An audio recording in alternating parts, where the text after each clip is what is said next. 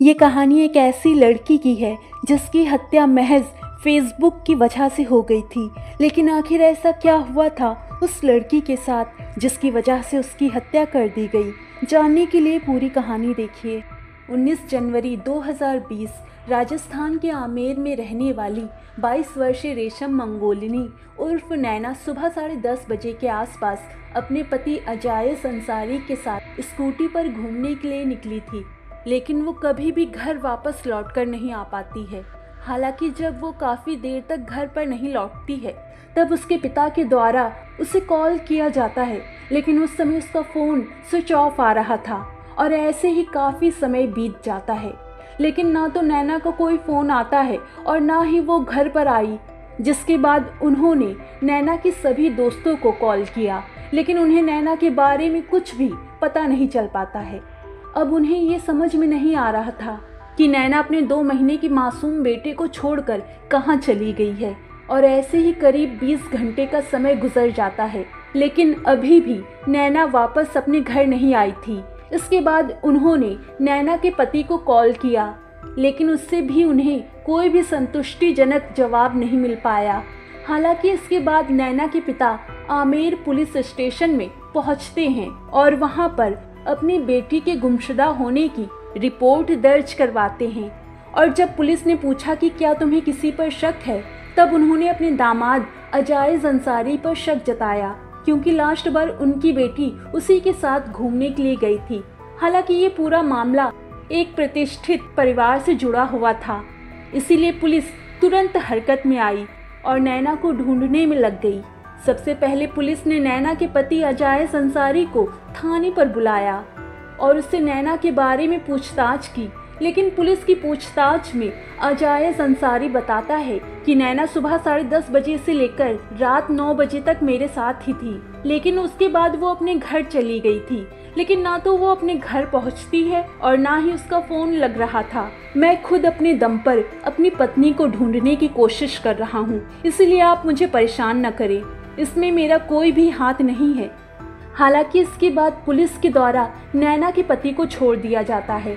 इसके बाद जब पुलिस ने इस केस की छानबीन की तो पुलिस को पता चला कि नैना एक बहुत ही ज़्यादा खूबसूरत लड़की थी और उसे फेसबुक चलाने का काफ़ी शौक था। वो हमेशा फेसबुक पर एक्टिव रहती थी और अपनी फ़ोटोज़ वगैरह डालती थी और इसी वजह से उसे लोग काफ़ी ज़्यादा पसंद करते थे।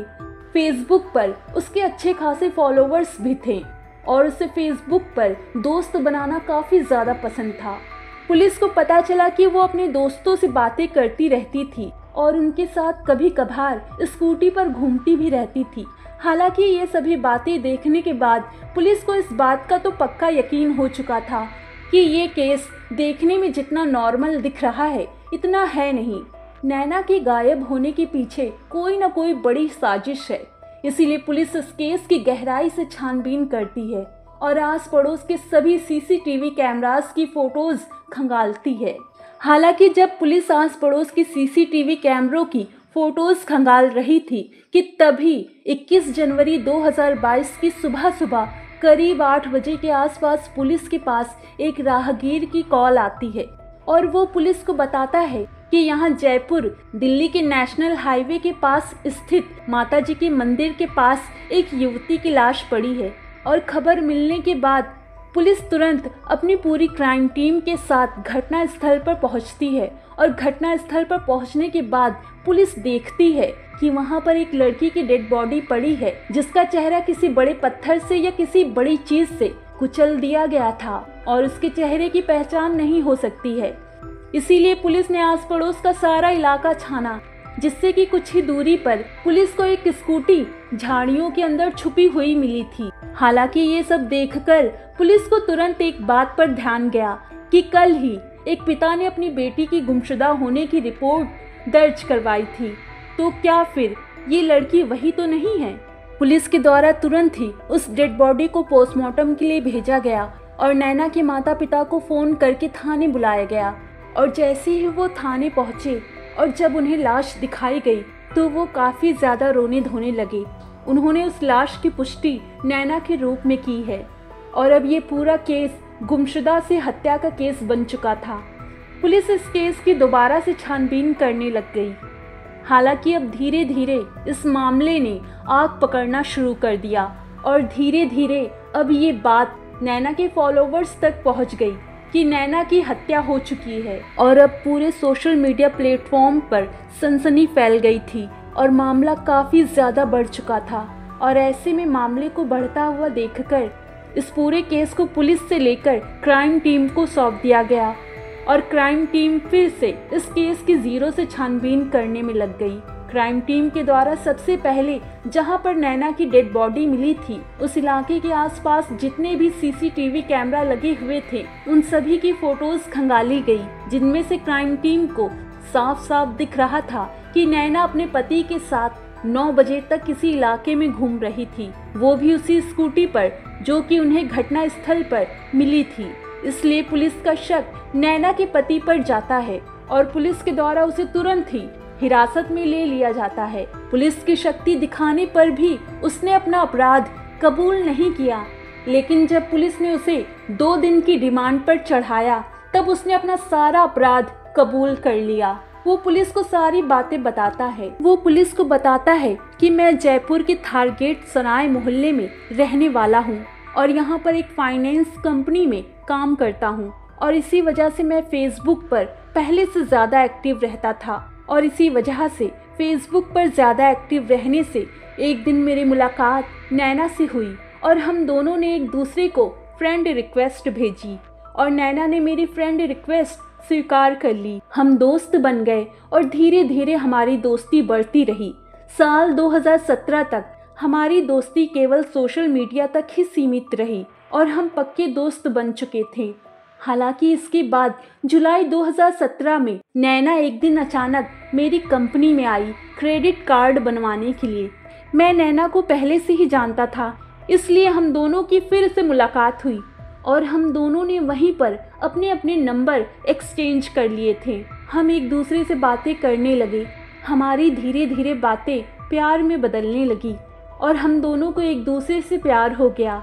हालांकि हमारा रिश्ता काफ़ी दिनों तक चला। रिलेशनशिप में रहने के बाद हमने एक दूसरे से शादी करने का फैसला किया, लेकिन हम दोनों के धर्म अलग अलग थे, इसीलिए हमारे परिवार वालों ने हमारी शादी के लिए साफ साफ मना कर दिया। लेकिन हम दोनों एक दूसरे से बहुत प्यार करते थे, इसीलिए एक दिन नैना शादी करने के लिए अपने घर से भाग गई और हम दोनों ने गाजियाबाद के एक कोर्ट में जाकर शादी कर ली।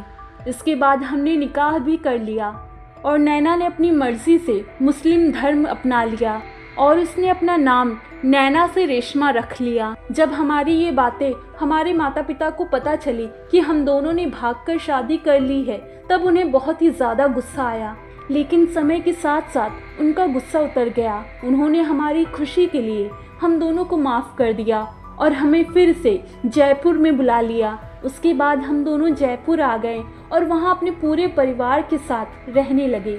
हमारे बीच करीब 2 सालों तक सब कुछ ठीक रहा और इन्हीं 2 सालों में नैना प्रेग्नेंट भी हो गई।